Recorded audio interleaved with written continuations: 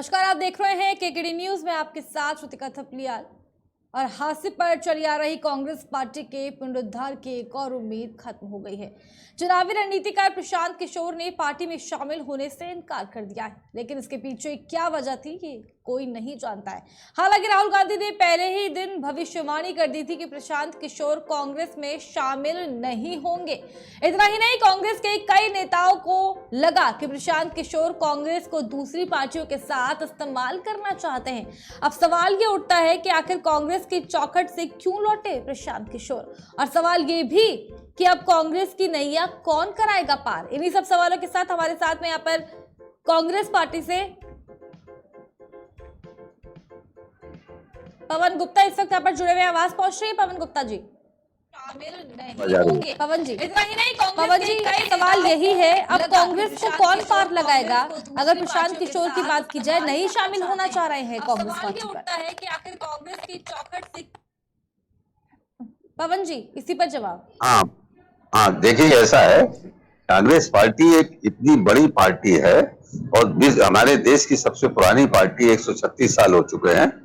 उस पार्टी का इतिहास भी एक से क्रांतिकारी नीतियों से, कार्यक्रमों से उससे भरा हुआ है और लगभग 55-60 साल केंद्र की सरकार चलाई कांग्रेस पार्टी ने।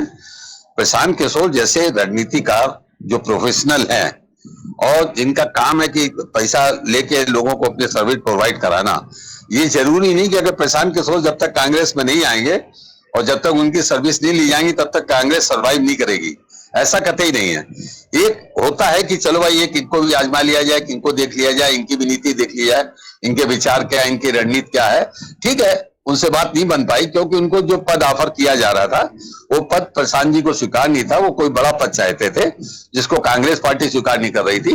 इन स्थितियों में और भी जो भी कारण हो जो स्पष्ट नहीं हुए, मगर ये समझौता नहीं हुआ और प्रशांत जी पार्टी में नहीं आए। और जहां तक कार्यकर्ताओं की बात है, हम सबकी बात है, हम सब बहुत खुश है इस बात से, क्योंकि हम लोग नहीं चाहते थे एक प्रोफेशनल रणनीतिकार आके कांग्रेस की हमारी नीतियां बनाए और हमको ये डायरेक्शन दे कि हमें 2024 में चुनाव कैसे लड़ना है, पार्टी कैसे चलानी है, कलेक्टिव रिस्पॉन्सिबिलिटी के साथ लीडरशिप चलनी चाहिए और इस तरह से ये लीडरशिप होनी चाहिए। ये सब हमको हमारी जैसी पार्टी को समझाने का काम, वो हमें स्वीकार नहीं था। हम कार्यकर्ताओं में था, हम लोगों को बड़ी खुशी हुई जब प्रशांत जी के साथ ट्यूनिंग नहीं हुई, बात नहीं बन पाई।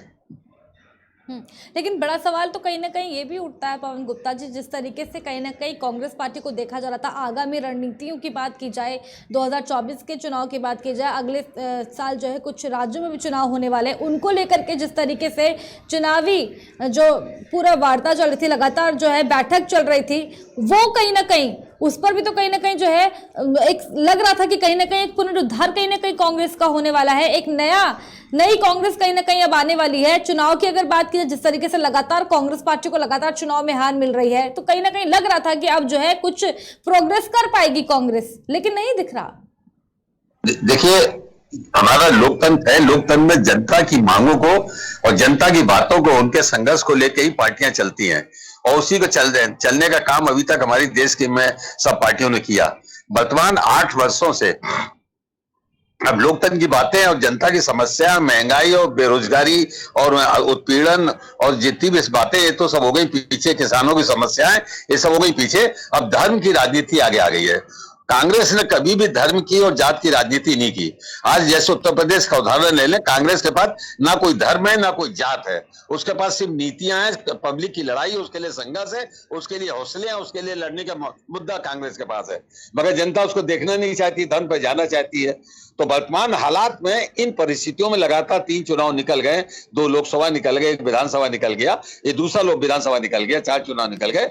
इन स्थितियों में कांग्रेस पार्टी को इस धर्म की राजनीति से लड़ने के लिए क्या करना चाहिए, इसके लिए कोई ना कोई प्लान तो कांग्रेस को बनाना पड़ेगा कि कैसे करें, क्योंकि ये लगातार उसी भेंट कर रहे हैं, वातावरण को संवेदनशील बना देते हैं, धर्म की बात करते हैं और उसके बाद फिर उसमें चुनाव जीते आते हैं। वे समझते हैं कि हम उसी में जीत रहे हैं। जनता के लिए काम करने की क्या जरूरत है? महंगाई हो रही हुआ करे, बेरोजगारी हो रही हुआ करे, किसान परेशान है परेशान हुआ करे, कुछ भी हो, इनको उसका कोई अंतर नहीं पड़ता। तो धर्म के नाम पे चुनाव जीतते जा रहे हैं। तो इसके लिए कांग्रेस को रणनीति बनानी पड़ेगी निश्चित रूप से। ठीक है, हमारे साथ में बीजेपी से केसी जैन इस तक जुड़ चुके हैं। मेरी आवाज पहुंच पा रही है आप तक? केसी जैन जी, आवाज पहुंच पा रही है? हाँ, आवाज मिल रही है आपकी जी। नमस्कार। हाँ, केसी जैन जी, बड़ा सवाल कहीं ना कहीं उठता है जिस तरीके से लगातार अगर कांग्रेस पार्टी की बात की जाए, कांग्रेस पार्टी लगातार जो है पिछले चुनाव में लगातार हार रही है। वहीं अगर 5 राज्यों की बात की जाए, 5 चुनावी राज्यों की बात की जाए जहां पर परिणाम आने के बाद जो है कांग्रेस पार्टी का कहीं ना कहीं जीरो प्रदर्शन भी कहीं ना कहीं कह सकते हैं। जिस तरीके से एक भी जगह सरकार बनाने जैसी स्थिति में भी कहीं ना कहीं कांग्रेस नहीं रही, मजबूत विपक्ष की भी भूमिका में कहीं ना कहीं नहीं रही है। तो सवाल उठता है जिस तरीके से जो चुनावी रणनीतिकार है प्रशांत किशोर ने पार्टी में शामिल होने से इनकार कर दिया। इससे पहले लगातार मीटिंगें चल रही थी, आगामी चुनाव को लेकर के तैयारियां चल रही थी, लेकिन मना कर दी। किस तरीके से जो है बीजेपी जो पार्टी इसको देख रही है? देखिए, प्रशांत किशोर जी जिस प्रकार से अपनी एक चुनाव मैनेजमेंट की एक कंपनी चलाते हैं, तो अब उनको क्या लाभ है, क्या हानि है, या उनको ये लगता है कि कांग्रेस चूंकि बिल्कुल डूब चुकी है इसलिए कांग्रेस में जाने से कोई फायदा नहीं है। हाँ, कांग्रेस के रणनीतिकार के रूप में या एक चुनावी मैनेजमेंट के रूप में वो काम तो करना चाह रहे हैं, लेकिन वो कहीं पे भी बलि का बकरा नहीं बनना चाह रहे। तो प्रशांत किशोर जी बिल्कुल ये नहीं चाह रहे हैं, अपने ऊपर टैग नहीं लगाना चाह रहे हैं कि आप ऐसी पार्टी के साथ जुड़े जो डूबता हुआ जहाज नहीं बल्कि डूबा हुआ जहाज है। आप देखिए, अभी उत्तर प्रदेश के 5 राज्यों के जो चुनाव हुए, 5 राज्यों में शून्य पे पहुंच गई कांग्रेस पार्टी, शून्य पे पहुंच गई। और अभी जो अन्य राज्यों में चुनाव होने हैं उसके बारे में प्रशांत किशोर जी सलाह दे सकते हैं, उनके चुनाव का मैनेजमेंट कर सकते हैं, लेकिन उनको भी ये मालूम है, अच्छी तरीके से मालूम है कि हो सकता है कि कुछ सीटें जहां पर हैं कुछ सीटों में बढ़ोतरी हो सकती है, अलग बात है बहुत मेहनत करने पे। लेकिन जनता ने जो पिछले 60 सालों का 70 सालों का कांग्रेस का शासनकाल देखा, कांग्रेस का भ्रष्टाचार देखा, और जो महंगाई की और बेरोजगारी की बात कर रहे हैं, ऐसा नहीं बेरोजगारी एकदम से उभर के बाहर आ गई है या महंगाई एकदम से उभर के बाहर आ गई है। ये एक बहुत लंबे समय से जो नीतियों को अपनाया गया उसका एक दुष्परिणाम है कि इस तरीके की परिस्थितियां पैदा हुई। आप कांग्रेस ने क्या किया? कांग्रेस ने हमेशा एक लालच देते रहे कि सरकारी नौकरी सब कुछ है, जबकि आज युवा स्वरोजगार की तरफ बढ़ रहा है, आज युवा फैक्ट्रियां लगा रहा है, आज युवा अपना काम कर रहा है और उसके बल पे 10 लोगों को अतिरिक्त रोजगार दे रहा है, 50 लोगों को 100 लोगों को वो अपने ऑफिस में रख रहा है। तो कुल मिलाकर के स्वरोजगार की ओर हमें बढ़ना पड़ेगा और भारतीय जनता पार्टी इस पे बड़े स्तर पर स्किल डेवलपमेंट के तमाम सारे कोर्सेज भी चला रही है और लोग इसमें कर रहे हैं। आप देखिए, वन डिस्ट्रिक्ट वन प्रोडक्ट के अंतर्गत 10 लाख रुपए का लोन दिया जा रहा है और उसमें काफी कुछ सब्सिडी है। लोग वन डिस्ट्रिक्ट वन प्रोडक्ट के उन प्रोडक्टों पे काम कर रहे हैं और स्वरोजगार की तरफ प्रेरित हो रहे हैं। तो कुल मिलाकर के ये बेरोजगारी का मुद्दा लेते हैं और इन सारे मुद्दों को जनता ने दरकिनार कर दिया। ये महंगाई का मुद्दा लिए, ये नोटबंदी का मुद्दा लिए, ये कोरोना काल के डिसमैनेजमेंट को जबरन मुद्दा बनाना चाहे, जबकि ऐसा कुछ नहीं था। और जनता ने 5 राज्यों के चुनावों के परिणाम ने बता दिया कि कांग्रेस शून्य में पहुंच गई। आप देखिए, उत्तर प्रदेश में मात्र 2 सीटें मिलती है। आवाज में कहीं ना कहीं डिस्टर्बेंस हो रहा है, आवाज कहीं ना कहीं नहीं पहुंच पा रही है केसी जैन जी आपकी। नहीं, हमारे पास तो आ रही है। हेलो हेलो, हाँ ठीक है। पवन गुप्ता जी, आगामी अगर चुनाव की बात की जाए, अब किस तरह की रणनीति कहीं ना कहीं कांग्रेस पार्टी बना रही है? मैंने अभी कहा, अभी जैन साहब जैसा कह रहे थे कि महंगाई और बेरोजगारी का आंकड़ा 2013-14 का भारत सरकार का 4.2% था और उसके बाद अभी 19-20 में जब भारत सरकार ने लोकसभा में आंकड़े पेश किए वो 899 था और उसके बाद अभी 21-22 में 9.2 पे पहुंच गए। मतलब जो उस समय बेरोजगारी में कुल मुश्किल से 5 करोड़ लोग थे, वो आज 13 करोड़ 14 करोड़ युवा हो गए हैं, जबकि इन्होंने 2 करोड़ युवाओं को प्रतिवर्ष रोजगार देने की बात की थी। मगर है क्या, धर्म की अफीम के नाम पे इनको वोट मिल रहा है, उसका ऐसा नशा है जिसके नाम पे जनता इनको वोट दे रही है। तो ये उसमें नोटबंदी को भी समेटे दे रहे हैं, उसमें कोरोना पीरियड के अपनी निष्क्रियता को भी समेटे दे रहे हैं, उसमें ये बेरोजगारी को भी समेटे दे रहे हैं, उसमें महंगाई को भी समेटे दे रहे हैं। अरे भाई, धर्म के नाम पे वोट आप जीत रहे हो, हम भी तो मान रहे हैं धर्म के नाम पे जीत रहे हो। और धर्म के जो देश के दुर्भाग्य हमारा है कि हमारी देश की सत्ता में सरकार धर्म के नाम पे आ रही है कि हमारे संविधान के विपरीत कर रही है। बंटवारा कर दिया कांग्रेस ने, बांग्लादेश बांटा, कांग्रेस ने पाकिस्तान बांटा और उसके बाद में भी भारत देश में तुष्टीकरण की नीति चलते रहे हमेशा। और ये लोग कहते रहे कि भारत देश के अंदर अगर कोई भी संसाधन है तो उस पर पहला अधिकार मुसलमानों का है। इस तरीके की रणनीति पे काम करते रहे और आज ये कोस रहे हैं कि धर्म की चाशनी, धर्म की राजनीति। अरे कौन सी धर्म की राजनीति? अगर कोरोना काल में वैक्सीन लगाई गई, सबको फ्री वैक्सीन लगाई गई, नहीं लगाई गई? अगर राशन सबको दिया गया, सबको बराबर राशन दिया गया, नहीं दिया गया? अगर 6,000 रुपए सबके अकाउंट में जा रहा है, नहीं जा रहा है? तो यहाँ पे कोई भेदभाव नहीं हो रहा है। अरे जैन साहब अपनी नाकामियों को आप जात की धर्म के आधार पर वोटिंग पर जीतने पर उसमें मत समेटिए। मैं इतना ही अनुरोध कर रहा हूँ, बस इतना कह रहा हूँ। आप महंगाई कंट्रोल नहीं कर पाए, बेरोजगारी कंट्रोल नहीं कर पाए, आप किसानों की समस्या नहीं निपटा पाए, आपने नोटबंदी करके देश को तबाह करने का काम किया। आपको किराने लगा दिया,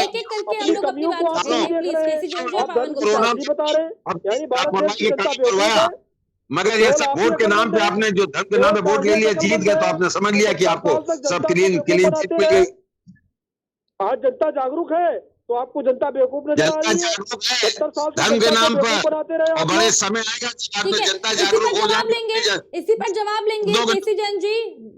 कांग्रेस पार्टी का कहना है कि लगातार जो है भारतीय जनता पार्टी जो है जिस तरीके से लगातार धर्म के नाम पर राजनीति कर रही है, उसी को लेकर के कहीं ना कहीं बार बार सत्ता में आ रही है। आप धर्म के नाम पर कहीं ना कहीं लोगों को उकसा रहे हैं, क्या कहेंगे इस पर केसी जैन जी?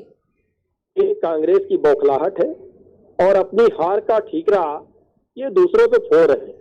और जब तक ये इस तरीके के प्रयास करते रहेंगे तब तक जनता इनको इसी तरीके से मजा चकाती रहेगी। क्योंकि होता क्या है कि आप अपनी कमियों का जब तक मूल्यांकन नहीं करेंगे, कांग्रेस के बड़े बड़े नेता, वो चाहे जितिन प्रसाद हो, चाहे ज्योतिरादित्य सिंधिया हो और कई सारे नेता भारतीय जनता पार्टी में क्यों आ गए? इनको ये भी तो मूल्यांकन करना चाहिए। वो भी क्या धर्म की चाशनी को देख करके आ गए क्या?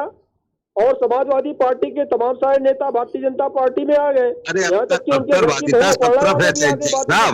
हर आदमी अपना भविष्य एक अवसरवादी के साथ आ रहा है कि धर्म की राजनीति कर रहे हैं, तो इनके साथ चले, हमारे भी खाना पक जाएगा। ये है इसका। आप उसको कहाँ समेटते हैं? आपको खुला चैलेंज है, आप अगर धर्म की राजनीति से बाहर आ जाइए और फिर चुनाव जीत के दिखाइए।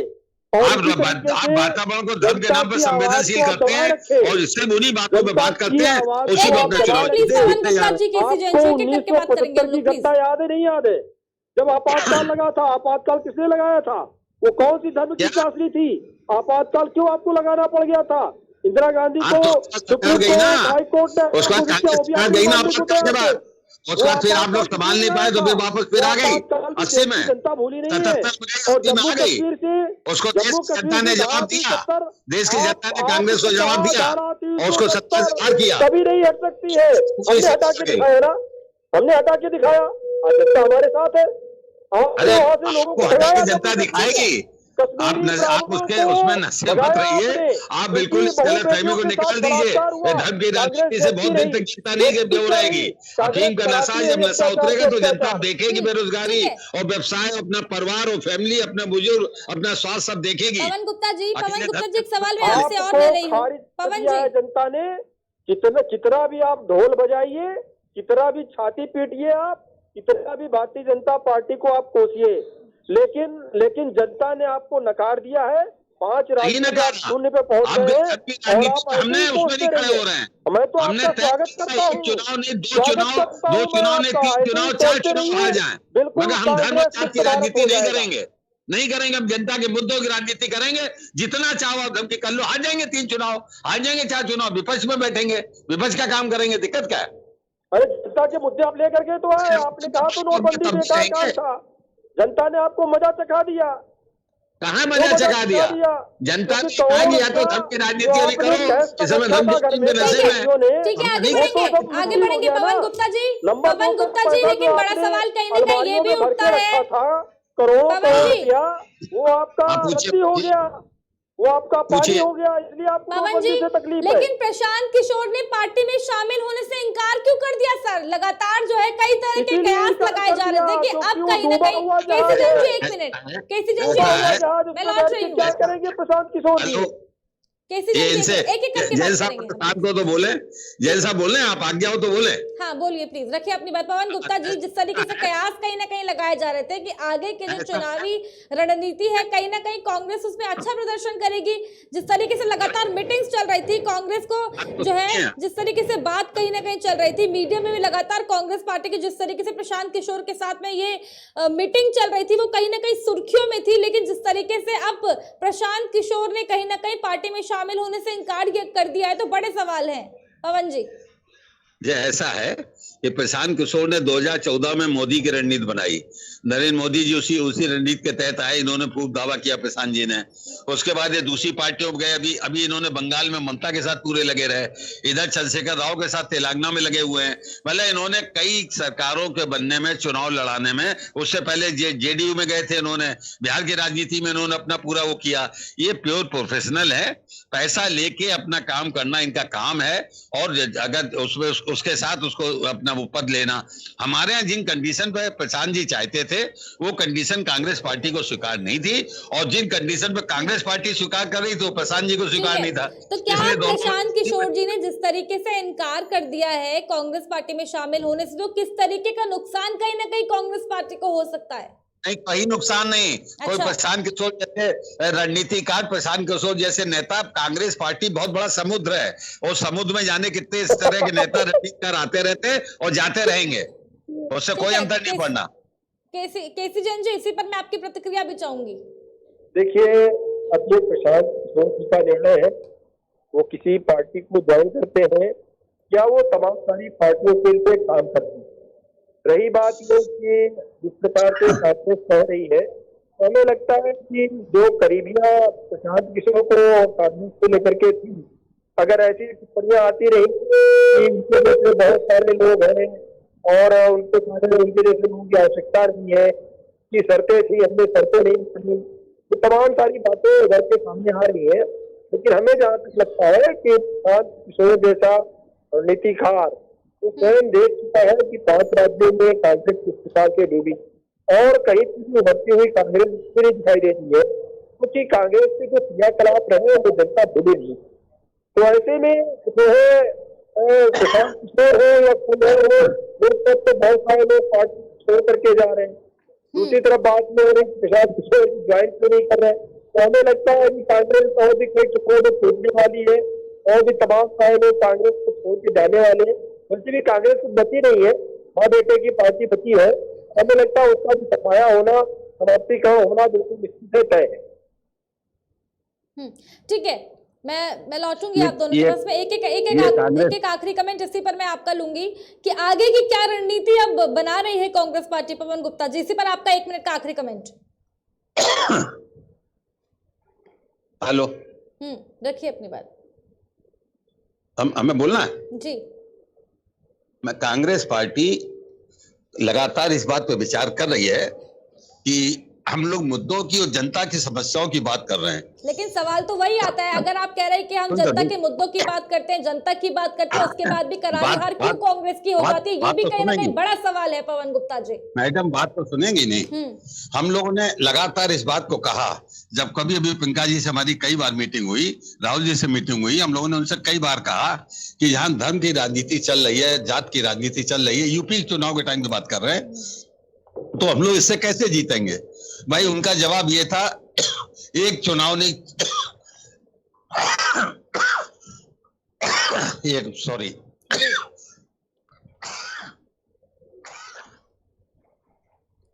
एक चुनाव नहीं 10 चुनाव निकल जाए, मगर हम एक बार पानी पी लें, 1 सेकंड।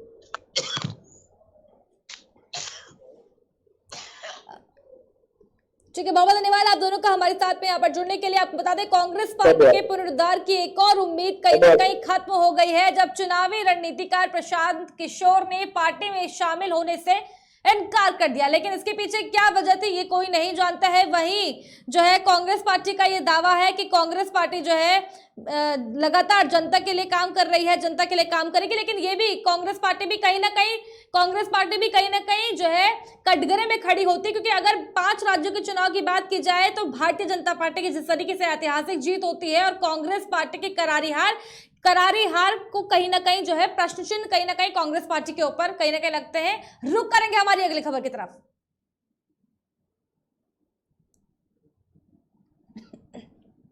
मुख्यमंत्री योगी आदित्यनाथ के निर्देश जारी करने के बाद धर्मस्थलों में तय मानकों का उल्लंघन करते हुए बाजार जा रहे अवैध लाउडस्पीकरों को उतारने का काम बुधवार को भी जारी रहा। बुधवार की शाम तक कुल 72 घंटे चले अभियान में 10,923 अवैध लाउडस्पीकरों को हटवाया गया।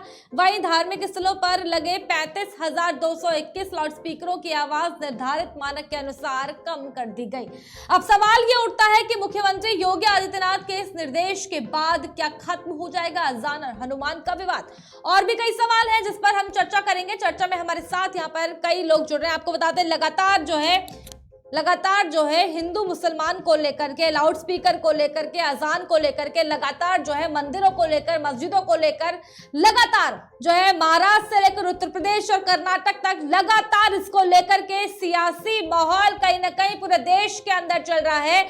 वहीं योगी आदित्यनाथ के आदेश के बाद, योगी आदित्यनाथ ने आदेश किया, उसके बाद कई लोगों ने खुद ही लाउडस्पीकर उतार दिए, खुद ही लाउडस्पीकरों की आवाज कम कर दी। आपको बता दें कि मुख्यमंत्री योगी आदित्यनाथ के निर्देश जारी करने के बाद धर्मस्थलों में तय मानकों का उल्लंघन करते हुए बजाए जा रहे अवैध लाउडस्पीकरों को उतारने का काम लगातार बुधवार को भी जारी है।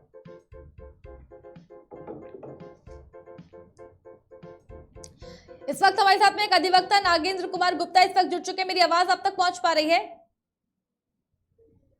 नागेंद्र कुमार द्विवेदी जी म्यूट है, प्लीज अनम्यूट करें।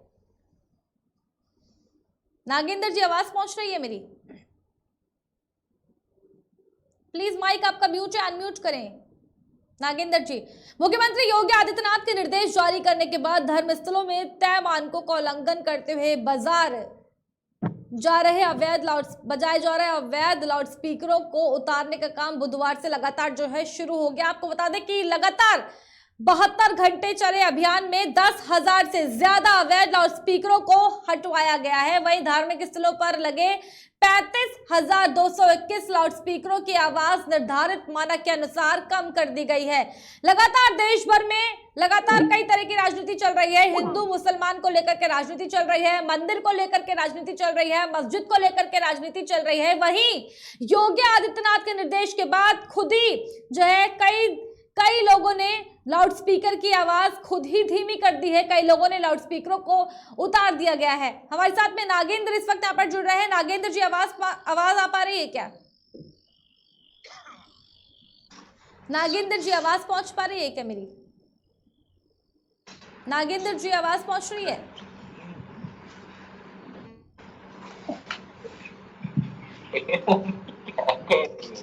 नागेंद्र जी आवाज आ रही है? जी नागेंद्र जी सवाल यही, हाँ जी, इसी पर मैं आपका पहला कमेंट चाहूंगी कि लगातार जो है लाउडस्पीकर को लेकर के जिस तरीके से महाराष्ट्र से लेकर उत्तर प्रदेश और फिर कर्नाटक में लगातार जो है कहीं ना कहीं पूरे देश भर में लगातार राजनीति हो रही है। और अब योगी आदित्यनाथ के आदेश जारी कर देने के बाद जो है 72 घंटे में ही 10,000 से ज्यादा लाउडस्पीकरों को जो है उनकी आवाज कहीं ना कहीं कम कर दी गई है। 72 घंटे चले अभियान में 10,923 अवैध लाउडस्पीकरों को हटाया गया है। वहीं 35,221 लाउडस्पीकरों की आवाज निर्धारित मानक के अनुसार कम कर दी गई है। इस पर आपकी मैं प्रतिक्रिया चाहूंगी नागेंद्र जी। हाँ, ये काम तो बहुत पहले ही हो जाना चाहिए था। हाईकोर्ट ने ऑलरेडी कर रखा है ना, जो शोर प्रदूषण जो जिस तरीके से हो रहा है उस पर हाईकोर्ट ने बहुत पहले ही कॉग्निजेंस लिया था हर जगह। अब योगी सरकार ने उसको तुरंत में लागू कर दिया, तो इसको दूसरी तरीके से राजनीतिक चश्मे में देखा जा रहा है, जो कि बहुत गलत है। ये तो काम बहुत पहले हो जाए। इसमें हिंदू मुसलमान या किसी भी तरीके की लाउड स्पीकर कहीं भी नहीं बजना चाहिए, चाहे जो भी हो। अब उसका एक निर्धारित मानक है, उसी मानक के अंतर्गत अगर उसको बजाया जाए तो उसमें कोई बुराई नहीं है। अब उसमें अजान हो रही है कि हनुमान चालीसा हो रहा है। अब ये तो सब चर्चाओं का बाजार गर्म रहेगा ही, क्योंकि किसी न किसी रूप में आलोचना करनी ही है। बिल्कुल और नागेंद्र जी, अपने एक सवाल राजनीतिक कहीं ना फायदे के कहीं लिए कर रहे हैं, इससे बिल्कुल किसी का कोई पर्सनल कोई भी नुकसान नहीं हो रहा। नागेंद्र जी, एक सवाल कहीं ना नहीं। कहीं ये भी उठता है कि कोर्ट के आदेश आने के बाद भी जो है इसका अनुपालन कहीं ना कहीं नहीं किया गया, और फिर इस चीज को लाउडस्पीकर की अगर बात की जाए, लाउडस्पीकरों की अगर बात की जाए, उनको चलाने की बात की जाए, उसको लेकर के फिर राजनीति क्यों, और कोर्ट के आदेशों का क्यों अनुपालन नहीं किया गया अभी तक अगर बात नहीं, ये भी बहुत शर्मनाक बात है कि जो काम सरकार को करना चाहिए वो राजनीति के चलते नहीं करती है, और उसमें हाई कोर्ट को या अदर किसी कोर्ट को स्वतः संज्ञान लेकर या किसी जनहित याचिका के आधार पर दखलंदाजी करनी पड़ती है। ये सरकारों के लिए बहुत शर्मनाक बात थी, और योगी आदित्यनाथ ने अगर इसको किया है तो उसमें कोई बुराई नहीं, और इसमें राजनीतिक परिचर्चाएं हो रही है, इसमें हिंदू मुसलमान का एंगल देखा जा रहा है, तो ये लोकतंत्र के लिए बहुत खतरनाक चीज है। मैं इसका कतई जो है इसका समर्थन नहीं करता हूं। अगर उसके एक निर्धारित मानक तैयार किया गया, मानक योगी जी ने नहीं तैयार किया गया, मानक किसी तरीके से किसी संस्था ने तैयार किया होगा, अब उसका अनुपालन करना सरकार का काम है। सरकार ने नहीं किया, हाईकोर्ट ने ऑर्डर किया, अब हाईकोर्ट के ऑर्डर का अनुपालन सरकार ने कर दिया, इसमें हाय तौबा क्यों मची हुई है? बिल्कुल बेकार की बात है। ठीक है, रफी अंसारी जी, इसी पर मैं आपकी प्रतिक्रिया भी चाहूंगी। लाउडस्पीकर को लेकर के लगातार जो है देश भर में राजनीति लगातार चल रही है, महाराष्ट्र से लेकर उत्तर प्रदेश और उसके बाद कर्नाटक में भी लाउडस्पीकर को लेकर के तमाम तरीके के सवाल, तमाम तरीके की बयानबाजी चल रही है। वहीं अगर उत्तर प्रदेश के वाराणसी की बात की जाए, एक तरफ जो है हिंदू समाज के जो लोग हैं वो लाउडस्पीकर का विरोध कर रहे हैं, वहीं अगर बात की जाए कुछ और लोगों की बात की जाए, वो जो है इस पर बात कर रहे हैं कि मंदिर और मस्जिद नहीं है मुद्दा हिंदुस्तान का, मुद्दा बेरोजगारी है, मुद्दा महंगाई है, मुद्दा महिला सुरक्षा है। किस तरीके से इन चीजों को आप देख रहे हैं रफी अंसारी जी? मैम, आपका बहुत बहुत आभार। मैं बताना चाहूंगा कि पहले कोई भी कोर्ट ने ऐसा ऑर्डर पास नहीं किया है जो इस सरकार ने क्या किया। इस सरकार ने मथुरा से इस चीज की शुरुआत की और इसमें 11,000 लाउड स्पीकर उतार दिए गए और उसमें से 35,000 की आवाज डाउन कर दी गई। तो ये एक चर्चा का विषय सबसे पहले ये है कि ऐसा इसी सरकार में क्यों हुआ। इससे पहले और भी तो सरकार रही हैं और भी बहुत सारे शासन और बहुत पार्टियों का भी शासन रहा है कि इसी सरकार में हिंदू मुस्लिम को लेकर हर चीज को लेकर इसी सरकार में ऐसा क्यों होता है। आप रोजगार की तरफ जाइए ना, आप मुद्दे की बात करिए, आप वो तो छोड़ देते हैं, आप क्या एक नया मुद्दा लाते हैं कि भाई लाउड स्पीकर से क्या किसको परेशानी है। सर लाउड स्पीकर से रफी अंसारी जी देखिए, लाउड स्पीकर से परेशानी तो हो रही है ना सर, इसको तो आप नेग्लेक्ट नहीं करेंगे। सरकार क्या कह रही है, सिर्फ जो मुस्लिम समुदाय के लोग हैं सिर्फ मस्जिदों से नहीं लाउड स्पीकर हटाया गया, मंदिरों में जो लाउड स्पीकर बज रहे हैं उन्हें भी जो है उनके जो मानक है उसी वहां तक ही बजाना है उनको। तो इस पर तो ये नहीं कहेंगे ना आप कि सिर्फ मुस्लिम समुदाय के लोगों को ही टारगेट किया जा रहा है। रखिए। नहीं मैम, ऐसा नहीं है। ज्यादातर मैं देख रहा हूँ हमारे यहाँ कहीं भी मंदिर इस पे मस्जिद पर लाउड स्पीकर नहीं छोड़े गए। शासन ने आदेश दिया था कि एक पोंगी लगा दी जाए, हमारे यहाँ वो भी उतार दिया गया है। तो ये कहाँ का इंसाफ है। एक तरफ तो आप, दूसरी तरफ तो 4-4, 5-5 लगा के आप उसमें कीर्तन और हनुमान चालीसा की जाती है, कोई बड़ी अच्छी बात है। दूसरी बात ये कम से कम एक मस्जिद में कुछ तो पता होना चाहिए, अजान का समय है, इस चीजों से हमें पता चलता है, मुस्लिम समाज को ये पता चलता है कि किस टाइम नमाज का समय है। ये नहीं कि सारे सिर्फ खाली स्पेशल मस्जिदों को टारगेट किया जा रहा है। इसमें इस सरकार में मैं देख रहा हूँ लगातार मस्जिदों को टारगेट किया जा रहा है, कहीं दंगे के नाम पर, कहीं लेकिन मंदिरों पर भी जहां पर लाउड स्पीकर लगे हुए हैं उनको भी तो बंद करने की बात कही गई है ना सर। फिर आप लोग ऐसा कहते हैं कि जो है मुस्लिम समुदाय के लोगों को ही टारगेट कहीं ना कहीं किया जा रहा है, ये तो गलत है ना सर। कहां पर ये कहा गया कि सिर्फ मुस्लिम जो है मस्जिदों से लाउड स्पीकर हटाया जाएगा, हिंदुओं के जो मंदिरों में जो लाउड स्पीकर लगे उसको भी तो बोला जा रहा है ना सर, वो भी तो आप देखिए।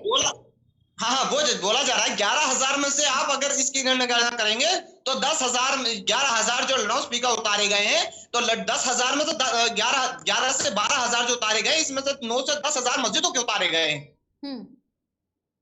और 35,000 जो ये गणना की गई है कि 35,000 आवाज वॉल्यूम कम किया गया, ये मंदिरों का किया गया है मैम। लेकिन आप ये भी तो देखिए ना सर कि मस्जिदों में ज्यादा लाउड स्पीकर लगते हैं एज कम्पेयर टू अगर हम मंदिरों की बात की जाए। ये तो कोई नहीं कह रहा ना कि हम मंदिरों पे लाउड स्पीकर लगाएंगे लेकिन मस्जिदों के जो लाउड स्पीकर है उसको निकाल देंगे। ये भेदभाव तो कोई नहीं कर रहा है। फिर ये आप भेदभाव से फिर तो आप काम हो रहा है, लाउडस्पीकर हमने को तो लेकर कहा कि मंदिर नहीं, को और हटा जब दीजिए। जब कोर्ट का आदेश आया है, जब कोर्ट का आदेश आ चुका है, उसके बाद भी कोर्ट के आदेश को फॉलो नहीं करना, ये तो गलत बात है। इसको तो मानेंगे ना, आपकी गलत है ये। बिल्कुल बिल्कुल, हम कोर्ट के आदेश का स्वागत करते हैं, जो कोर्ट का आदेश है उसका पालन करते हैं, मगर ये नहीं है कि आपने 24 घंटों में यहाँ से 24 घंटों में सबसे पहले कार्रवाई की और सबसे ज्यादा यहाँ मुस्लिमों को टारगेट किया गया, मंदिर मस्जिद पे के लाउड स्पीकर उतार दिए गए। ये कहाँ का इंसाफ है? अरे इस कार्रवाई तो सभी समुदाय के लिए करनी चाहिए ना। लाउड स्पीकर को उतारने का जो सिलसिला है वो तो मथुरा के मंदिर से शुरू हुआ, फिर आप कैसे कह सकते हैं कि जो है मस्जिदों का किया है? सर, आप इस चीज को धर्म के चश्मे से आखिर क्यों देख रहे हैं? आप ये भी तो देखिए कि लाउड स्पीकरों से जो है नुकसान क्या क्या हो रहा है। ध्वनि प्रदूषण कहीं ना कहीं हो रहा है, लोगों को दिक्कतें होती हैं, अस्पतालों में जो मरीज बैठे होते हैं उनको दिक्कत होती है, सर छात्रों को दिक्कत होती है, पढ़ने लिखने वालों को। आप ये भी तो देखिए, आपने एक ही रट लगा रखी है रफी अंसारी जी। रखिए अपनी बात, आगे बढ़े। मैंने ये नहीं, इससे पहले मुझे ये बताइए कि इससे पहले भी तो होता था ना, ये तो परंपरा के अनुसार होता चला आ रहा है। इससे पहले, इस सरकार से पहले भी तो बचता था ना, इस सरकार से पहले भी तो बचता था, तब भी तो ध्वनि प्रदूषण होता था, तब भी तो बच्चों को नुकसान होता था। इसी सरकार में स्पेशली के आदेश तो आ गए ना पहले। सवाल वही तो है रफी अंसारी जी, कोर्ट के आदेश आने के बावजूद भी क्यों उसका अनुपालन नहीं किया गया? तभी तो योगी आदित्यनाथ को निर्देश दिए गए, निर्देश देने पड़े उन्हें। तो कहीं ना कहीं मैडम इन्हीं की तो ढील रही है ना। जो आदेश आए तो ज्यादातर गांव में शिक्षित लोग नहीं है, तो वो आदेश इन्हें बताना चाहिए। पुलिस जो इनका प्रशासन काम कर रहा है वो बात लोगों तक पहुंचाए ना। ये कौन सी बात है, आपने वो आदेश तो किसी को ना बताया और उसके बीच एकदम पुलिस आती है और गाँव गाँव घूमती है और मस्जिद के लाउड स्पीकर उतार दिए जाते हैं। चलिए ठीक है, एक सवाल मैं आपसे और लूंगी, फिर नागेंद्र जी के पास में जाऊंगी। पहले नागेंद्र जी के पास में आती हूँ। नागेंद्र जी, जिस तरीके से रफी अंसारी जी कह रहे हैं कि एक ही समुदाय के लोगों को लगातार जो है टारगेट किया जा रहा है, चाहे लाउड स्पीकरों की बात करें, लेकिन मंदिरों के भी लाउड स्पीकर तो बंद किए गए हैं ना, उनको भी तो हटाया गया है, उनकी भी तो आवाज धीमी की गई है। इस पर आपकी प्रतिक्रिया? नहीं, मैं ये कहना चाहता हूँ कि इसको इस तरीके से ये मिसकंसेप्शन ऑफ माइंड है, एक परसेप्शन बना लिया गया है कि योगी सरकार है तो शायद मुस्लिम विरोधी है, जबकि आप डाटे से देखें या कैसे भी कहीं भी देखें, कोई भी ऐसा मुस्लिम विरोधी काम नहीं है। जो दूसरे राजनीतिक दल हैं वो इस प्रकार की भावनाओं को भड़काने का प्रयास करते हैं, वोट बैंकिंग की राजनीति। और जहां तक ये बात है कि लाउड स्पीकर, और उसके बाद आपके काउंटर में जब आप इस तरीके से कहने लगे तो लोगों ने हनुमान चालीसा बजाना चालू कर दिया। तो ये तो वही बात हो गई कि एक आदमी तलवार लिए तो दूसरे को भी तलवार दे दिया जाए। और अगर ये सरकार ये कहती नहीं कि दोनों लोग न तलवार लिए रहो, आराम से अपने घर में रहो, तो इसमें कौन सी बुराई है? और ये भी है कि अगर अजान माइक से नहीं होगी तो ऐसा नहीं है कि कोई मुस्लिम समुदाय का होगा तो उसका रोजा छूट जाएगा या नमाज छूट जाएगी। आजकल सोशल मीडिया और पेपर और हर जगह सारे टाइम सब दिए रहते हैं, कब सहरी है, कब रोजा है, कब क्या है, और वो सब आपके जो मौलाना या धर्मगुरु होते हैं वो ऑलरेडी सब बता देते हैं। तो अजान तो ये है कि मान लीजिए आप पूजा पाठ जो कुछ भी कर रहे हैं उसकी आवाज अगर थोड़ी धीमी हो जाएगी और जिसको पूजा करना होगा वो दौड़ के अपने आप मौलवी पर पहुंच जाएगा, वो तो खुद कहेगा कि भाई हमें मस्जिद में जाना है, नमाज करना है। एक बात और रफी अंसारी जी ने कही कि इसी सरकार में क्यों, इससे पहले क्यों नहीं लाउड स्पीकर को लेकर के जो है लोगों को परेशानी हुई?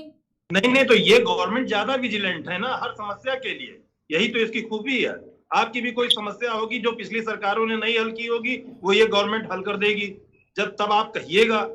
ऐसा नहीं है कि एक निगेटिव परसेप्शन माइंड में आ गया है ना कि ये शायद मुस्लिम विरोधी है, तो इसलिए आपको ये बता दिया गया। तो ऐसा एक जैसे हो दिमाग में एक ऐसा बन गया है तो हर एक चीज वो बुरी लग रही है। जबकि आप रियलिटी में जाएंगे तो जो उनका नारा है सबका विकास सबका साथ, तो कहीं भी किसी भी योजना में ऐसा कुछ भी नहीं वो करते हैं। और बाकी जो अभी तक दल रहे हैं उन्होंने मुसलमानों को बेवकूफ बनाया, उनका जबरदस्ती तुष्टीकरण किया, ना चाहते हुए भी किया, इसलिए कि वो हमसे करीब बने रहे, वो एक निश्चित परसेंटेज जो है वो उनके साथ में रहे, उनके पीछे पीछे घूमता रहे। तो इस तरीके से इस गवर्नमेंट ने क्या किया, जिसने किसी के लिए कुछ नहीं किया वो सबके लिए सब कुछ किया। हम भी तो देखते हैं, कभी कोई ब्राह्मण नाराज है, कभी कोई दलित वर्ग नाराज है, कभी तो सब लोग कहते हैं कि इनका ज्यादा फेवर, ऐसा कुछ भी नहीं है। आप रियलिटी में जाओ, मुस्लिम विरोधी ये सरकार तो कतई है ही नहीं है। ये एक परसेप्शन क्रिएट किया गया है by the other political parties, और उसकी हवा में आप लोग। एक सवाल और लेंगे। मैं माफी चाहूंगा आपसे कि आप जो है इसको डीपली जा करके देखें, ऐसा कहीं कुछ भी नहीं है। और आपके काउंटर करने में कुछ लोगों ने वहां हनुमान चालीसा शुरू करवा दिया।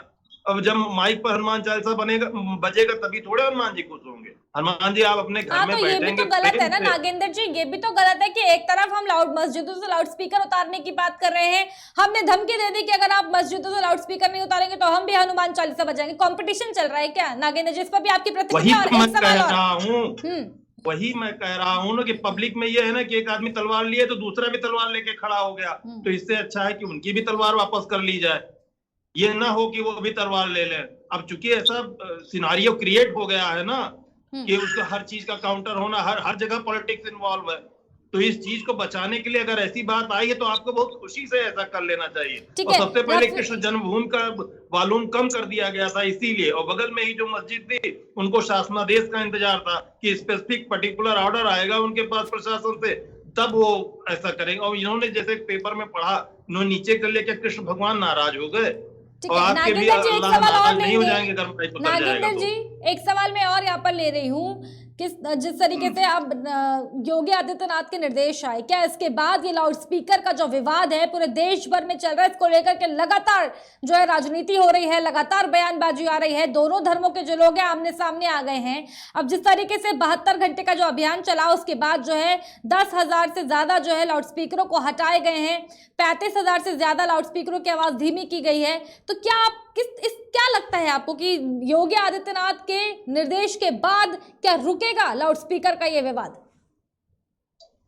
बिल्कुल, हमें लगता है कि ये रुक जाना चाहिए, और सब लोग अब इस पर राजनीति जो है बिला वजह की जा रही है, इसका कहीं कोई जमीनी मकसद कुछ है ही नहीं, ये सिर्फ पॉलिटिक्स है। क्योंकि प्रैक्टिकली आप देख लीजिए, इससे किसी को कोई नुकसान नहीं होने जा रहा, ना इस्लाम को कोई नुकसान होने जा रहा है, ना हिंदुत्व को कोई नुकसान होने जा रहा है।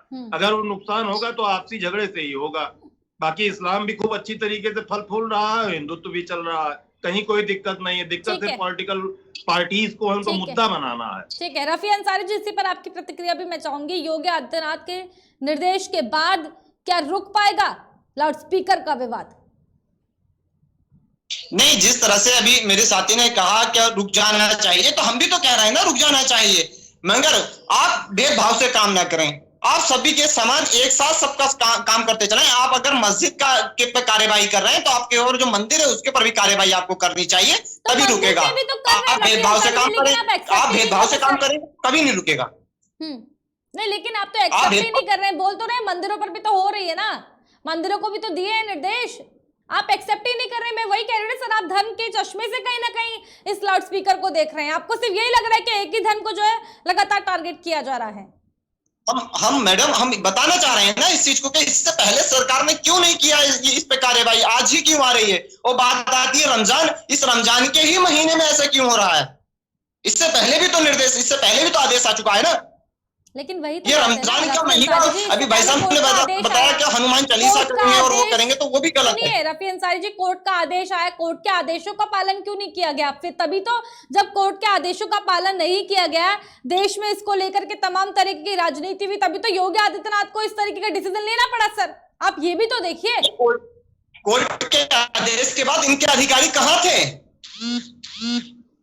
कोर्ट के आदेश के बाद इनके अधिकारी कहाँ थे? उन्होंने कार्यवाही उस टाइम क्यों नहीं की? उन्होंने गांव इस पर पुलिस प्रशासन पे क्यों एक्शन नहीं लिया? तो आप ले तो रहे ना एक्शन, अब आपको प्रॉब्लम क्यों हो रही है? फिर प्रॉब्लम तो ये ना कि 72 घंटे में आपने 11,000 के समथिंग लाउड स्पीकर उतार दिए गए, 35,000 की आवाज धीमी कर दी गई। तो मैं ये बताना चाहता हूं कि रमजान के महीने में ही क्यों उतारे गए ये? आप अगर नहीं उतार रहे हैं तो आप उसके अपोज में हनुमान चालीसा कर रहे हैं। आप लोगों को इतना आप बबूला कर रहे हैं कि दोनों पक्ष आमने सामने झगड़ा करने के लिए तैयार है। आपकी सरकार है, आपने कहा ना भी कि हमारी सरकार सबका साथ सबका विकास करती है। आपकी सरकार सबका साथ सबका विकास करती है, तो वहां क्यों हुआ? उस गांव में हनुमान चालीसा का पाठ लाइट से क्यों कराया गया? उस टाइम आपकी पुलिस कहाँ थी?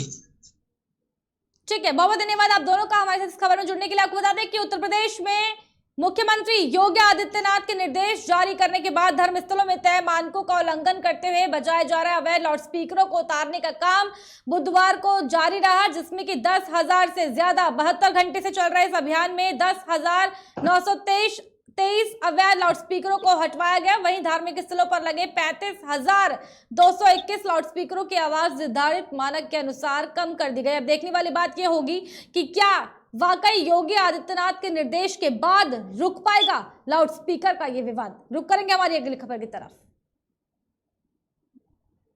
शिवपाल यादव की नाराजगी को लेकर राजनीतिक गलियारों में लगातार चर्चा चल रही है। अब सपा प्रमुख अखिलेश यादव ने इस नाराजगी पर अपनी चुप्पी तोड़ी है। उनकी तरफ से कहा गया है कि वे चाचा से नाराज नहीं है। वहीं बीजेपी पर उन्होंने कहा कि भाजपा को चाचा को लेना है तो ले ले, किसने मना किया है? बता दें कि उत्तर प्रदेश चुनाव में मिली करारी हार के बाद से ही शिवपाल यादव सपा से खफा चल रहे हैं। अखिलेश संग भी उनकी तकरार जग जाहिर हो गई है। अब सवाल ये उठता है कि क्या शिवपाल बीजेपी में शामिल हो सकते हैं? सवाल ये भी है कि आखिर अखिलेश का वार और शिवपाल का पलटवार कब होगा खत्म? इन्हीं सब सवालों के साथ हमारे साथ यहाँ पर कुछ मेहमान इस वक्त जुड़ रहे हैं, उनसे आपको रूबरू कराएंगे।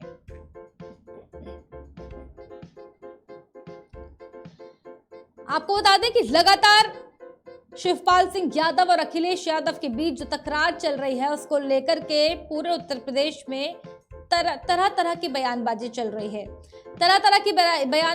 वहीं बीजेपी पर उन्होंने कहा कि भाजपा को अगर बात की जाए, अखिलेश यादव ने कहा कि बीजेपी को अगर चाचा को लेना है तो ले सकते हैं, मना किसने किया है? वहीं शिवपाल यादव का कहना है कि अगर अखिलेश यादव मुझे समाजवादी पार्टी से निकालना चाहते हैं, मैंने उनके चुनाव चिन्ह पर जो है चुनाव लड़ा, अगर वो मुझे निकालना चाहते हैं तो साफ तौर पर निकाल सकते हैं। सवाल यही है कि आखिर ये बयानबाजी कब खत्म होगी शिवपाल यादव की नाराजगी को लेकर? आपको बता दें चुनाव से पहले मानो लग रहा था कि दोनों के बीच में, चुनाव से पहले साफ तौर पर दिख रहा था कि दोनों लोगों के बीच में कोई मतभेद नहीं है, कोई परिवारवाद वहां पे सामने नहीं आ रहा है। लेकिन जैसे ही समाजवादी पार्टी की करारी हार कहीं ना कहीं होती है, भारतीय जनता पार्टी प्रचंड बहुमत के साथ होती है, वहीं विधायक दल की बैठक में शिवपाल यादव को नहीं बुलाए जाने पर शिवपाल यादव नाराज हो जाते हैं। उसके बाद से ही दोनों के बीच में लगातार जो है रार कहीं ना कहीं देखने को मिल रही है। वहीं आजम खान के मुद्दे की भी अगर बात की जाए, समाजवादी पार्टी के वरिष्ठ नेता आजम खान को लेकर के भी तमाम तरीके की बयानबाजी, तमाम तरीके की चीजें हैं। शिवपाल सिंह यादव लगातार अखिलेश यादव पर उनको जेल से नहीं छुड़वाने को लेकर के भी लगातार तंज कस रहे हैं। हमारे साथ इस खबर में शमशाद अहमद खान इस वक्त प्रसपा से जुड़ चुके हैं। आवाज पहुंच रही है? तारिक खान समाजवादी पार्टी से हमारे साथ में जुड़ चुके हैं। मेरी आवाज पहुंच पा रही है आप दोनों तक? जी आवाज पहुंच रही। ठीक है, सबसे पहले तारिक खान जी आपके पास इस सवाल के साथ में आ रही है, आखिर कब तक चलता रहेगा ये रार? देखिए अखिलेश यादव जी ने कहा है जो बात कि अगर वो जाना चाहते हैं, भाजपा में, तो इससे पहले वो भी बहू भी गई, उनको भी भाजपा ने ले लिया, तो वो कह रहे हैं देरी किस बात की है? क्यों ये बात हो रही है कि हमको निकाल दें? क्या सदस्यता का डर है कि सदस्यता चली जाएगी? क्योंकि तब तो अगर समाजवादी पार्टी वो खुद छोड़ के जाएंगे तो दल बदलू कानून लगेगा। 1/3 मेजोरिटी के बिना कोई पार्टी नहीं छोड़ सकता है। तो अखिलेश यादव ने स्थिति स्पष्ट करने के लिए कहा है, कोई भी गलत बात शिवपाल यादव जी के लिए नहीं कही है।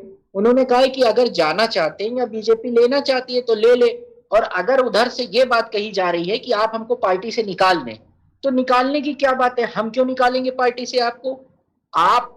आपकी अगर बीजेपी से बात चल रही है या आप जाना चाहते हैं तो आप चले जाएं, लेकिन फिर अगर वो बीजेपी में जाते हैं तो सदस्यता रद्द होने की बात होगी, क्योंकि फिर दल बदलू कानून लगेगा। वो ये कहता है कि आपके जितने नंबर ऑफ एमएलए या एमपी हैं, उसका हाफ या 1/3, एग्जैक्टली नहीं पता मुझे, हाफ है या 1/3 है, उतने ही कहीं जा सकते हैं एक दल बनाकर, आप अकेले नहीं जा सकते। तो वो तो मसला वहां पर ये फंस रहा है कि वो जाएं तो जाएं कैसे। बाकी अगर क्या बात चल रही है, अगर अखिलेश यादव जी ये कहते हैं कि अगर वो जाना चाहें तो बिल्कुल ओपन है, किसी को रोक तो सकता नहीं है कोई। अगर वो जाना चाहते हैं तो बिल्कुल जाएं, उनको भाजपा ज्वाइन कराए, जो बनाना चाहे वो बनाए। इससे पहले भी बहुत लोग गए समाजवादी छोड़ के, और बहुत से लोग भाजपा छोड़ के समाजवादी में भी आए और पार्टियों में जाते हैं। तो ये तो लोकतंत्र है, ये तो पॉलिटिकल सिस्टम है हिंदुस्तान का, जिसकी जहां इच्छा होती है वहां वो जाए। लेकिन अखिलेश यादव जी ने ये जरूर कहा कि जो स्थिति है उसको स्पष्ट कर ले, अगर भाजपा में जाना है तो जाएं। लेकिन मैं समाजवादी के प्रवक्ता के तौर पर यह बात कह रहा हूं कि आप अगर चाहते ये हैं कि आपको पार्टी से निकाल दिया जाए, तो हम क्यों निकालेंगे पार्टी से आपको? ऐसी तो कोई बात हुई नहीं। आप जाना चाहते हैं चले जाएं, तो पार्टी से निकाल तो है ना, कुछ तो बात है, कानून न लगे। नाराजगी तो बिल्कुल है, नाराजगी बिल्कुल है, नाराजगी से अब इनकार नहीं किया जा सकता, क्योंकि जब पार्टी का शीर्ष नेतृत्व कोई बात कह देता है तो उसको फॉलो नीचे वालों को करना हम लोगों की जिम्मेदारी है। अगर राष्ट्रीय अध्यक्ष ये बात कह रहे हैं कि जाना है, उनको अगर जाना है तो वो चले जाए। मैं उन्हीं की बात को और पक्का कर रहा हूं कि अगर वाकई में जाना चाहते हैं तो चले जाए, कोई मतभेद नहीं है। ये तो सिर्फ राजनीतिक मतभेद है, नहीं उनकी यहाँ पर जो पॉलिटिकल एक तरीके से साइंस है वो मैच नहीं कर रही है, तो वो जहां जाना चाहते हैं वहां चले जाएं, लेकिन उसको स्थिति को स्पष्ट कर दे कि क्या मामला है। ठीक है शमशाद जी, सवाल यही है, स्थिति क्यों आखिर स्पष्ट नहीं हो पा रही है? क्यों शिवपाल सिंह यादव जो है क्यों इस्तीफा नहीं दे रहे हैं, कार्रवाई का इंतजार कर रहे हैं क्या? वहीं अगर अखिलेश यादव की बात की जाए, उन्होंने साफ तौर पर कह दिया जो भी भारतीय जनता पार्टी के संपर्क में आएगा उस पर कड़ी कार्रवाई की जाएगी। शमशाद जी, देखिए, समाजवादी पार्टी के मुखिया जो 2017 से बने हैं माननीय अखिलेश यादव जी, इन्होंने तो 2017 में ही माननीय शिवपाल सिंह जी को पार्टी से बाहर कर दिया था और पार्टी को इन्होंने अगवा कर लिया। जो पार्टी माननीय नेताजी ने बनाया था और अगड़ों पिछड़ों और अल्पसंख्यकों का, माननीय शिवपाल जी के साथ माननीय आजम खान के साथ बनाया था, पिछड़ों और अल्पसंख्यक को जो है न्याय दिलाने के लिए, उस पार्टी को तो 2017 में अगवा कर लिया और उस पार्टी को बंधक बना लिया। तो इन्होंने तो 2017 में ही निकाल दिया। तो अब क्यों कहते हैं कि जिसको जाना हो जहां चला जाए? क्या इनसे किसी ने कहा है क्या कि मैं भाजपा में जा रहा हूं? पहला तो एक सवाल ये है, तो इनसे कहा किसने है कि भाजपा में जा रहे हैं? अगर इनको देखिए, यहाँ समाजवादी पार्टी के आज भी माननीय शिवपाल सिंह यादव विधायक हैं, 111 में एक विधायक माननीय शिवपाल जी भी हैं। और आज का माननीय बहन जी का बयान आया है कि माननीय अखिलेश जी पूरा बोरिया बिस्तर बांध के विदेश भागने की तैयारी में है। अगर कोई भागने वाला है तो माननीय अखिलेश जी भागने वाले हैं, शिवपाल जी जहां हैं वहीं रहेंगे। ठीक है तारिक जी, इसी पर आपकी प्रतिक्रिया मैं चाहूंगी। देखिए, अगर किसी को भागना होगा तो वो मायावती भागेंगे जिन्होंने करोड़ों रुपए कलेक्ट किए हैं, ठीक है। अखिलेश यादव जी ने ईमानदारी से सरकार चलाई है, वो उत्तर प्रदेश में हैं, रहेंगे। अभी भी इस चीज की गुंजाइश है कि शिवपाल यादव जी से कोई बात हो जाए, क्योंकि राजनीति में संभावनाओं से कभी इनकार नहीं करना चाहिए, मेरा ऐसा मानना है व्यक्तिगत तौर पर। तो इस चीज की संभावना रहती है कि वो कहाँ रहेंगे, अभी भी हो सकता है बात हो जाए, कोई मध्यस्थता हो जाए, वो हैं आजम खां हैं, सब लोग से बात हो जाए, सब लोग पार्टी में ही रहे, सबसे बात हो रही है। आजम खां के लिए भी अखिलेश यादव ने कहा मैं उनसे मिलने जाऊंगा। तो इस तरीके की बातें होती रहती है। लेकिन अगर उन्होंने कहा है, और जो ये बात कह रहे थे कि समाजवादी पार्टी को हाईजैक कर लिया उन्होंने या कब्जा कर लिया, तो उसी कब्जे वाली पार्टी ने आपको भी मंत्री बनाया था। 2017 में शिवपाल यादव को भी मंत्री बनाया था। आप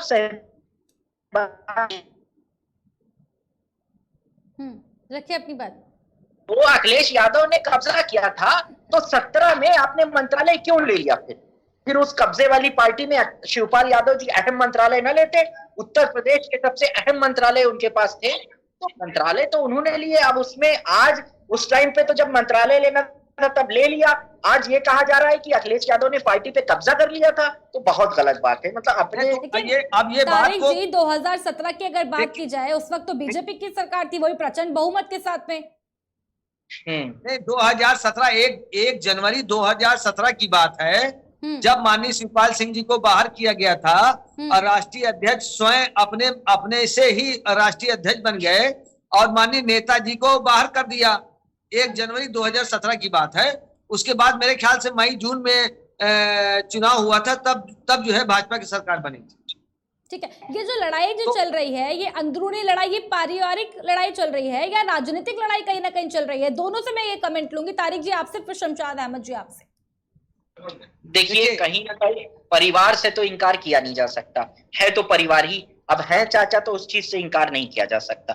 पर लड़ाई दोनों है, राजनीतिक भी है, और राजनीतिक लड़ाई में परिवार के लोग इन्वॉल्व हो गए हैं, उनकी हिस्सेदारी है। अब वो लड़ाई कहाँ जाती है, वो लड़ाई कंप्रोमाइज पे आती है। एक समाजवादी मैं बता रहा हूँ, हम लोग शीर्ष नेतृत्व नहीं है, वो चाहता ये है कि ये लड़ाई समाप्त हो जाए, क्योंकि जो भी समाजवादी है उसने बहुत ही अपने इनिशियल टाइम से, बचपन से देखा। आप जिस तरीके से कह रहे हैं तारिक जी कि समाजवादी पार्टी चाहती है कि लड़ाई खत्म हो जाए, फिर जो है बैठक में तो आपने नहीं बुलाया ना उन्हें, नहीं बैठक में तो आपने ही नहीं बुलाया ना, लड़ाई तो कहीं ना कहीं वहीं से शुरू हो गई।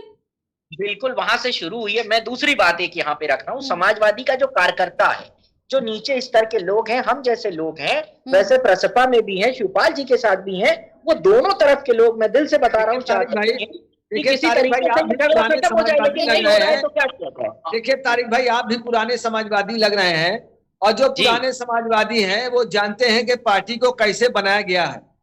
जिन्होंने अपनी सारी जिंदगी, देखिए जिन्होंने अपनी सारी जिंदगी, अपना जीवन के मतलब अमूल्य समय, जो उनका स्वर्णिम काल था, आपका हमारा बहुत से साथी हैं, उन्होंने दिया समाजवादी को। आज जब उनको जो है आया कि उनका कुछ मान सम्मान जब बढ़ेगा, तो ऐसे समय में आंतरिक कला नेतृत्व को लेके ऐसी झगड़ा लड़ाई जो किया जा रहा है, ये नेतृत्व अगर ये हमारे लाखों कार्यकर्ता नेताओं के बारे में सोचता, ये कदापि नहीं होता। आज हमारे लाखों कार्यकर्ता समाजवादी पार्टी के नेता रो रहे हैं। अगर हमारे अखिलेश जी अपने कार्यकर्ताओं से पूछे, अपने नेताओं से पूछे, तो वो लोग बताएंगे कि जिन्होंने अपना सारा जीवन दे दिया, अब आखिरी में वो लोग कहाँ जाएंगे अगर पार्टी खत्म हो जाएगी तो जो अखिलेश जी कर रहे हैं वो निश्चित तौर पे पार्टी को खत्म करने के लिए ये एक प्रयास है। और इस तरीके से मुसलमानों अखिलेश जी पार्टी को खत्म करके कहाँ जाएंगे शमशाद जी?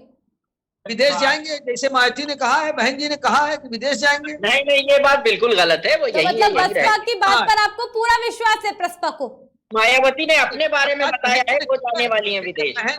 देखिए 4 बार की मुख्यमंत्री रह चुकी है बहन जी, इतनी बड़ी पार्टी के जो है मुखिया हैं, तो कुछ सोच समझ के उनके पास कहीं से इनपुट आया होगा, तब तो उन्होंने कहा है प्रेस कॉन्फ्रेंस करके कि ये जो है विदेश भागने की तैयारी में है। अरे मायावती की बात चाहूंगी, मायावती की बात पे ध्यान मत दीजिए। वो खुद 1-2 करोड़ रुपए लेके टिकट बेचती है, उनकी बात पे आप क्यों ध्यान दे रहे हैं? उनके पास करोड़ों रुपए का कलेक्शन है।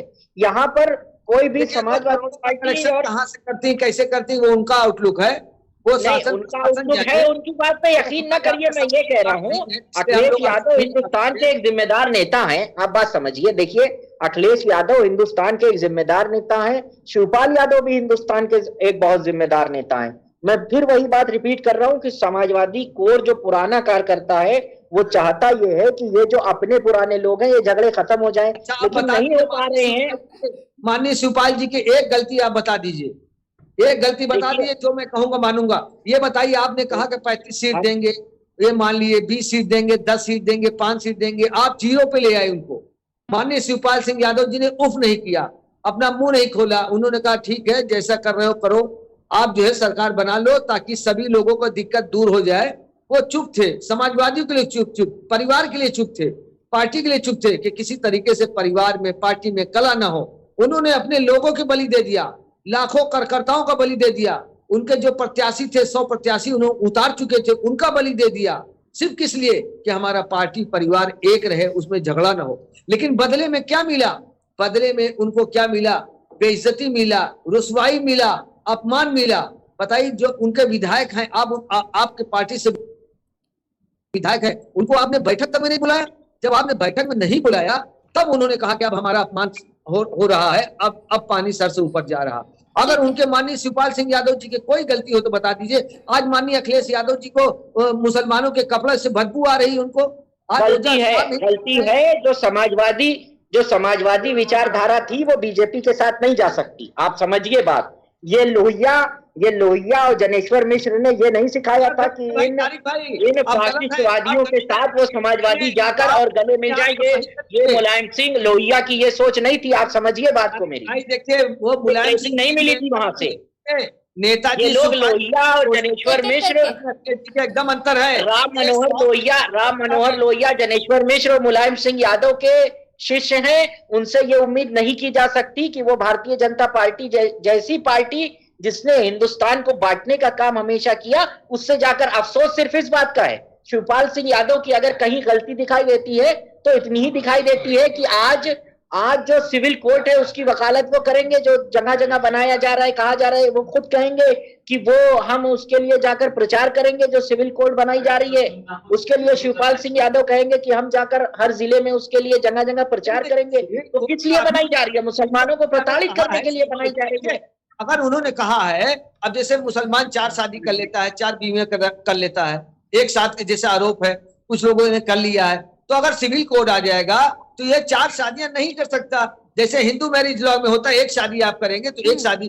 तो अभी इसका मसौदा जब आएगा, इसके सामने आएगा, तो जो अच्छाई होगी उसको लेंगे, नहीं जो अच्छाई नहीं होगी इसको, इस पे बहस होगी, पार्लियामेंट में बहस होगी। ये पार्लियामेंट की बहस का मुद्दा है। भाई मेरा इतना कहना है कि वो विचारधारा जिसके खिलाफ आप 30-40 सालों से लड़ते आए हैं, जिसका आप खुद उस लड़ाई का प्रतीक रहे हैं, शिवपाल सिंह यादव खुद उस लड़ाई के प्रतीक रहे हैं जो भाजपा के खिलाफ समाजवादियों ने लड़ी, तो आप कैसे उनके साथ जा सकते हैं? ये बात तारिक जी इसी पर जवाब लेंगे। ठीक है शमशाद जी, यही सवाल है, बड़ा सवाल कहीं ना कहीं है। मुजफ्फरनगर हो रहा था 2 महीना, और जो है सैफई में नाच गाना हो रहा था, ये कौन सा विचारधारा है? मुजफ्फरनगर में 2 महीना लगातार दंगा चले हैं। कोई भी शासन सरकार अगर चाह जाए तो 24 घंटा में दंगा को कंट्रोल कर सकता है, लेकिन अखिलेश जी सैफई में नाच गाने का प्रोग्राम कर रहे थे। ये क्या कौन सा विचारधारा है? शिवपाल सिंह यादव भी मंत्री थे, ऐसी कोई बात नहीं है। दंगे को कंट्रोल वो समाजवादी की सरकार ही है, जो समाजवादी की सरकार ही है जो इतनी जल्दी दंगा सीमित हो गया। अगर भाजपा की सरकार होती तो वो दंगा गुजरात दंगे से बड़े बनाने की कोशिश होती। वो समाजवादी की सरकार थी जिसने उस दंगे को तुरंत कंट्रोल किया। वो न कहिए फिर कह रहा हूँ, उस वक्त में शिवपाल सिंह यादव भी मंत्री थे। तो ये कौन सा विचारधारा है कि उधर दंगा बगल में नाच गाना? ये कौन सा विचारधारा है? ठीक है, वक्त में जिस सरकार पे आप आरोप लगा रहे हैं उस जवाब लेंगे। आपके शिवपाल यादव भी मंत्री थे, अगर वो नाच गाना हो रहा था तो वो भी बैठ के देख रहे थे। या बहुत गलत आरोप लगा रहे हैं। ठीक है, प्लीज आप मुद्दे मत कर रहे हैं। एक सवाल मैं ले रही हूँ शमशाद जी, एक आखिरी सवाल इसी पर कि जिन मुद्दों को लेकर के लगातार समाजवादी पार्टी चुनाव लड़ी है, शिवपाल सिंह यादव लगातार उन मुद्दों पर लड़े हैं, साथ में रहे पार्टी के, आज जो है उन्हें भाजपा की विचारधारा पसंद आ रही है। 1 मिनट पर आप इसी पर आपकी प्रतिक्रिया, फिर खत्म कर रहे हैं इस कार्यक्रम को। शमशाद जी इसी पर आपकी प्रतिक्रिया। अच्छा, भाजपा की विचारधारा, हाँ, भाजपा जहां पर लगातार जो है समाजवादी पार्टी का समर्थन उन्होंने किया, समाजवादी पार्टी के अहम भूमिका में कहीं ना कहीं रहे हैं, आज जो है उन्हें बीजेपी की विचारधारा पसंद आ रही है, आज उन्हें बीजेपी पसंद आ रही है। देखिए, ये बीजेपी का विचारधारा नहीं है। माननीय शिवपाल सिंह यादव जी ने कहा कि कॉमन सिविल कोड जो उसमें बेहतर होगा हम उसको मानेंगे, उसको सब मानेंगे, उसके लिए मैं प्रचार भी करूंगा।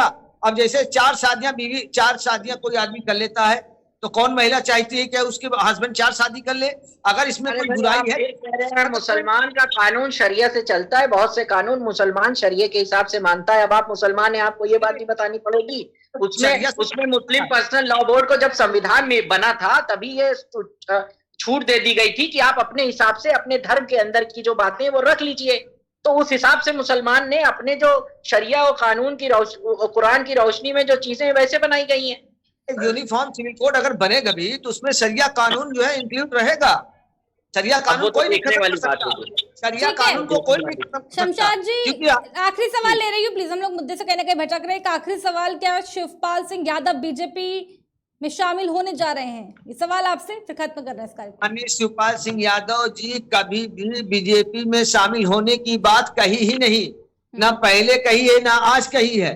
ये तो मीडिया और समाजवादी पार्टी ने दुष्प्रचार किया है कि भाजपा में जा रहे हैं, भाजपा में जा रहे हैं। यहाँ तक के समाजवादी पार्टी वाले तारीख भी घोषित कर देते हैं। 19 तारीख घोषणा कर दिया था, 19 तारीख को जाने वाले हैं। सारा मीडिया वही कह रहा है। ठीक है, अब आप 19 दिन चला गया, कोई कहीं नहीं गया। बारे में करता है तो करे, हमसे क्या मतलब है? हमारा काम जो है अल्पसंख्यक, पिछड़ा, जो गरीब अगड़ा है, सबकी लड़ाई लड़ेंगे हम लोग। और अब तो लड़ाई जो होगी वो अब लड़ाई होगी सेकुलर नेता। सेकुलर नेता है कौन? अब इसकी लड़ाई होगी। सेकुलर नेता अगर कोई उत्तर प्रदेश में होगा तो माननीय शिवपाल सिंह यादव जी होंगे, अन्यथा कोई नहीं होगा। ठीक है, प्रगतिशील समाजवादी पार्टी का साफ तौर पर ये कहना है कि समाजवादी पार्टी जो है शिवपाल सिंह यादव के खिलाफ दुष्प्रचार कहीं ना कहीं कर रही है। उन्होंने नहीं कहा कि वो बीजेपी में कहीं ना कहीं शामिल होंगे।